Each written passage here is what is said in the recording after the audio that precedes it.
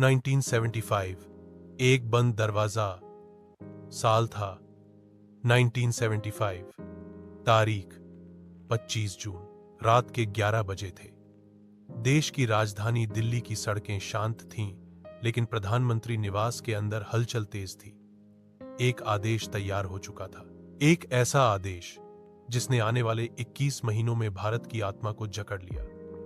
यह थी आदेश की रात। जैसे ही घड़ी ने 12 बजाए, देश के सबसे बड़े लोकतंत्र में अंधेरा छा गया।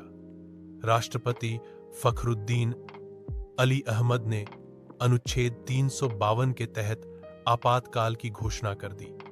कारण बताया गया, देश की सुरक्षा को खतरा है। श्रीधर नाथ, जर्नलिस्ट, टाइपराइटर की आवाज के साथ चिंता व्यक्त करते हुए बोले, कई अखबारों को सुबह छपने नहीं दिया गया। प्रेस पर सेंसरशिप लग गई थी। मैंने जब यह खबर भेजी तो पुलिस ने मुझे ही उठा लिया। यहां से शुरू होता है छात्र आंदोलन का गला घोंटना का सिलसिला। देश भर में छात्र आंदोलन तेज थे। बिहार, गुजरात, उत्तर प्रदेश, हर तरफ युवा सवाल पूछ रहे थे।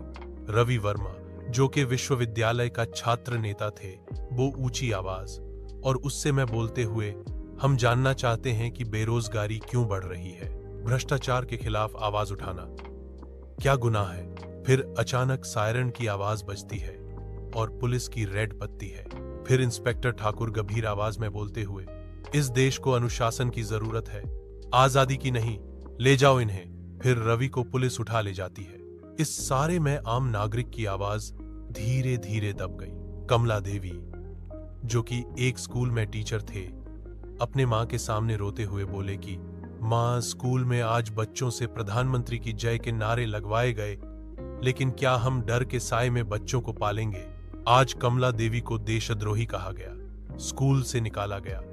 उसका जुर्म बस ये पूछना कि संविधान का क्या हुआ। साथ ही साथ सरकार दे रही थी प्रेस पर पहरा। और फिर श्रीधर नाथ जैसे पत्रकारों की कलम को ताले में बंद कर दिया गया था। श्रीधर नाथ, जो कि एक वरिष्ठ पत्रकार थे, दुख भरी आवाज में बोलते हुए, आज मेरे शब्दों को काला कर दिया गया है।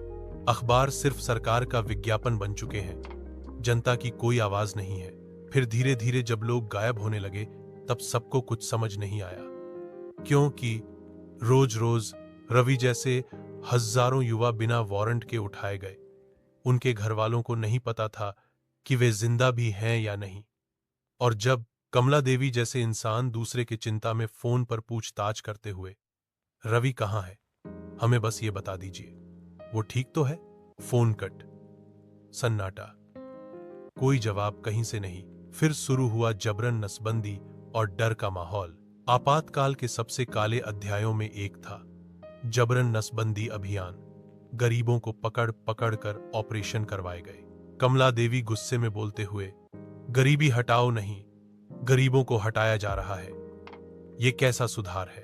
यह जो काले अंधेरा का समय चल रहा था, इसे भी धीरे धीरे अंत होना था। और फिर शुरू हुआ अंत का आरंभ। 1977 में जब चुनाव की घोषणा हुई, तो पहली बार लगा कि शायद अंधेरा छंटने वाला है। जनता पार्टी, जयप्रकाश नारायण और लाखों जागरूक नागरिकों ने लोकतंत्र को दोबारा जिंदा किया। रवि जैसे छात्र नेता और युवा वर्ग जेल से रिहा होकर नारे के साथ बोलते हुए, हम वापस आए हैं और अब हम और भी ज्यादा जागरूक हैं।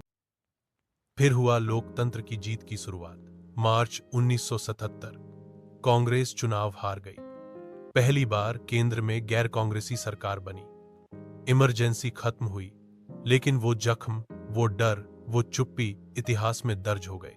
इन सब में देशवासियों को मिला एक संदेश, और वो अंतिम संदेश था। आपातकाल सिर्फ एक राजनीतिक घटना नहीं थी, वह एक चेतावनी थी कि अगर हम सवाल पूछना बंद कर दें तो आजादी भी छिन सकती है। इसीलिए बोलते हैं कि सवाल पूछना देशद्रोह नहीं, देशभक्ति है। वीडियो पसंद आया हो तो लाइक और शेयर करें। ऐसी ही जानकारी के लिए सब्सक्राइब करें कर्तव्य विद सुनील को। जय हिंद।